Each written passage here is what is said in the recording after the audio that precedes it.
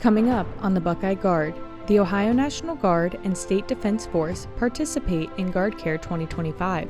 And later, meet the soldiers from the 1487th Transportation Company who were honored during a call to duty ceremony.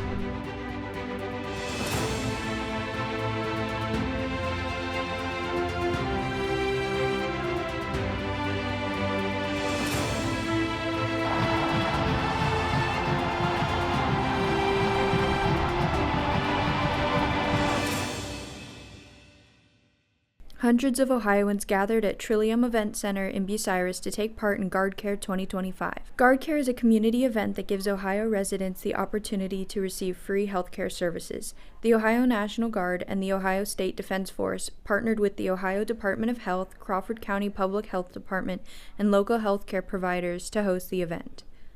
GuardCare is held in a different Ohio county each year and was held this year in Crawford County on August 9th and 10th. By the end of the event, nearly 500 residents from Crawford County and 8 neighboring counties received over $76,000 in services. There's a lot of gratitude in being able to provide that service to a community, especially a community with needs, and knowing health care needs are being met that might not have been met tomorrow had we not had this today.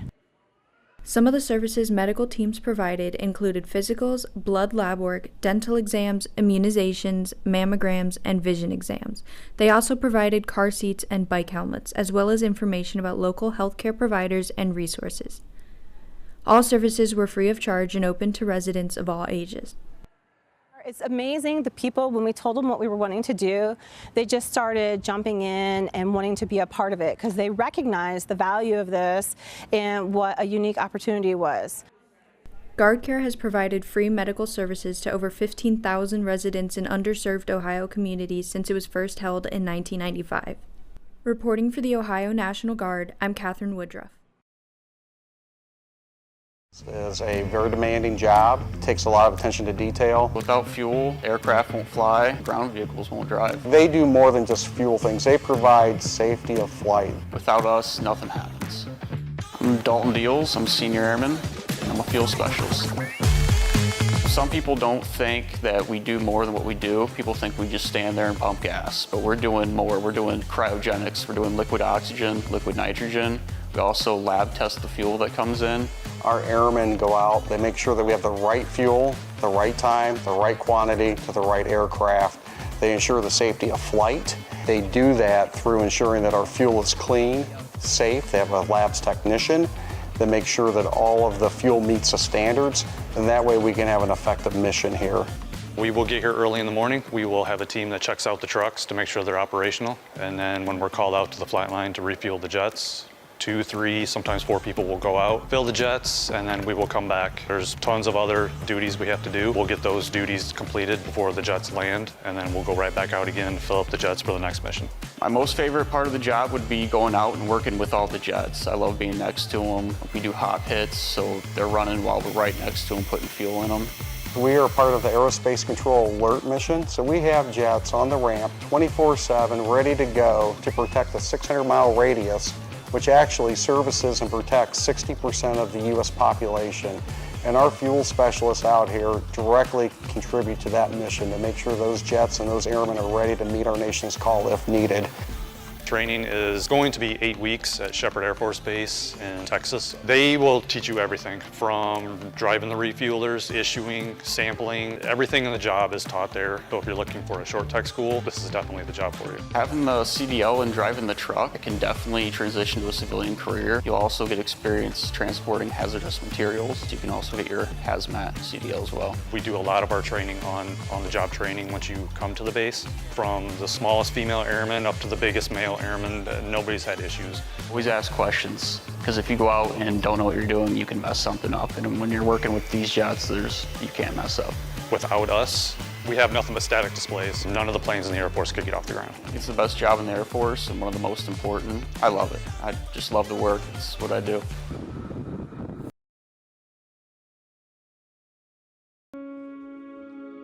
If you have officers and NCOs who are Ranger tabbed in your unit, you are statistically way more or less likely to have casualties in combat. Ranger School, in my mind, was just like kind of the premier leadership school You basically wake up in the morning, you PT, then you have classes.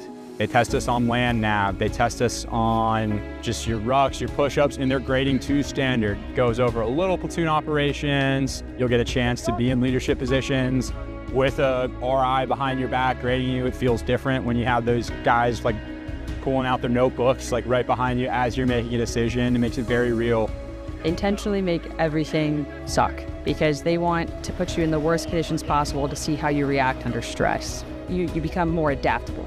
You look at what you have and you just start thinking outside the box because we have to achieve the mission in that day. And I think those are skills that regardless of MOS are very important to a leader in the Army. And that's why Ranger School is MOS immaterial, because those are skills that can be applied in any position.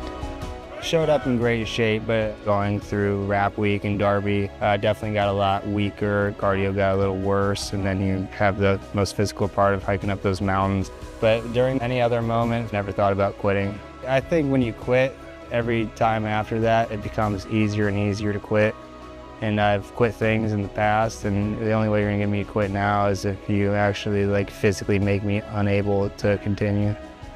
It's meant to me that I feel like I now have a lot more experience and knowledge to be able to share with others. As a platoon leader, especially if you're not prior enlisted, you don't have a lot of experience that the NCOs around you do.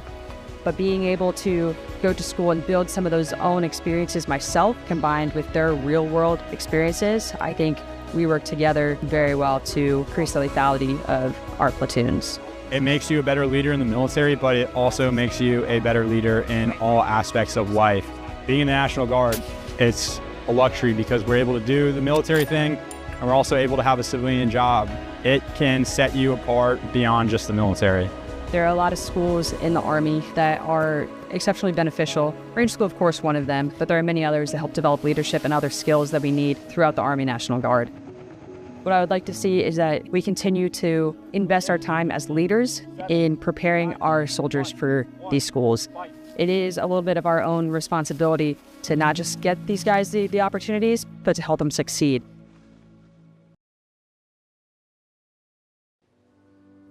Surrounded by friends, family, and fellow service members, Colonel Jonathan M. Stewart was officially welcomed into his new role as the Ohio Assistant Adjutant General for Army at the Major General Robert S. Beetler Armory, July 16, 2025. Colonel Stewart previously served as the Director of Operations for the Ohio Army National Guard and the commander of the 147th Regiment.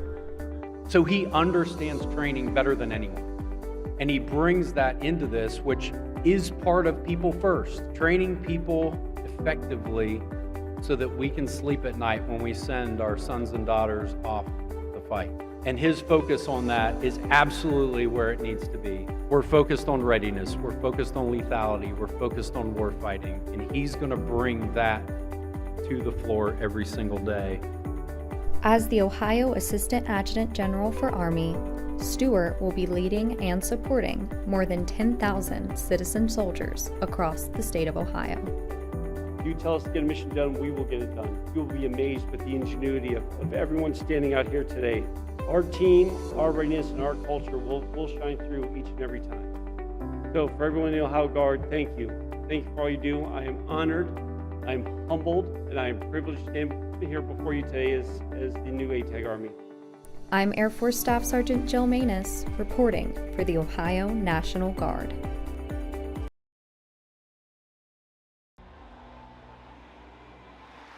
Family, friends, and community members filled the gymnasium at Piqua High School to honor soldiers from the 1487 Transportation Company during a call to duty ceremony. The ceremony gave loved ones a chance to say goodbye and showed their support before the unit departs for the U.S. Central Command area of responsibility.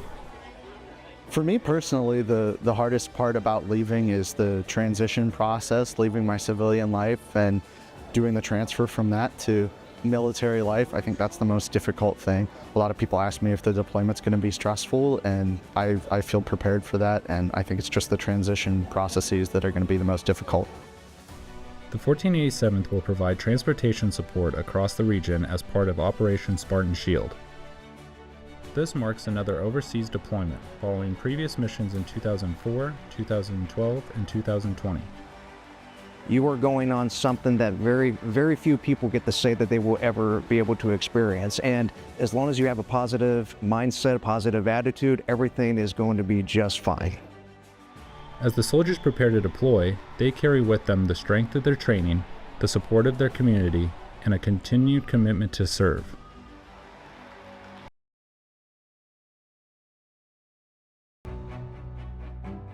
The hardest part is really just putting your shoes on and getting out the door. Whether you walk 10 feet or run 10 miles, you're out the door, that's what matters. I was running my long run the week before and I was like, why don't I just combine a whole bunch of miles into one day and do a little celebration, because I can't celebrate the normal way that, people celebrate turning 21, so I thought I'd do it in my own little way. Specialist Krangle choosing to run 21 miles on her 21st birthday, especially here in the middle of training.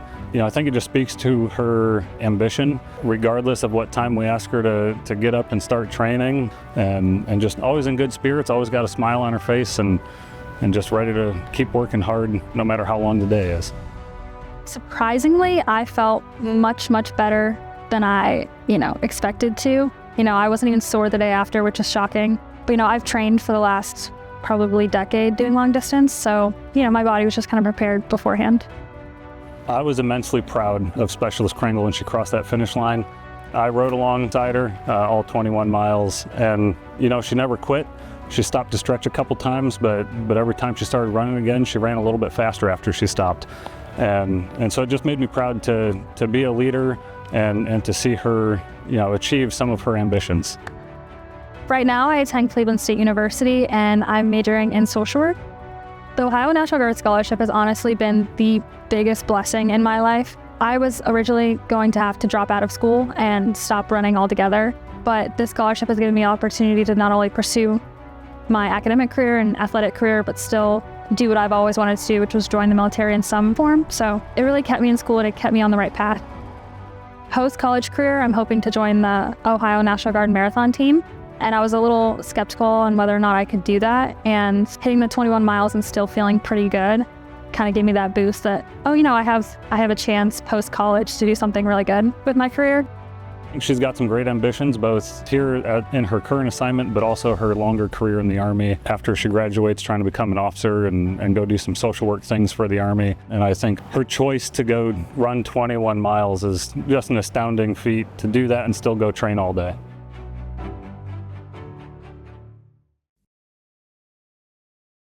Airmen, soldiers, and community leaders gathered at the 179th Cyberspace Wing hangar to celebrate a historic milestone for the unit. The ceremony celebrated the initial operational capability of the 179th Cyberspace Wing, commending the efforts of the airmen who embraced change and helped shape the future of cyberspace operations. As the lead unit, helping lead this with our partners from across the Air Force and across the Joint Force, it means we get to set the standards, we get to develop how we do things, validate requirements, mentor and train others, follow the Mansfield Marauders theme of either find a way or make one in order to accomplish the mission ahead of us.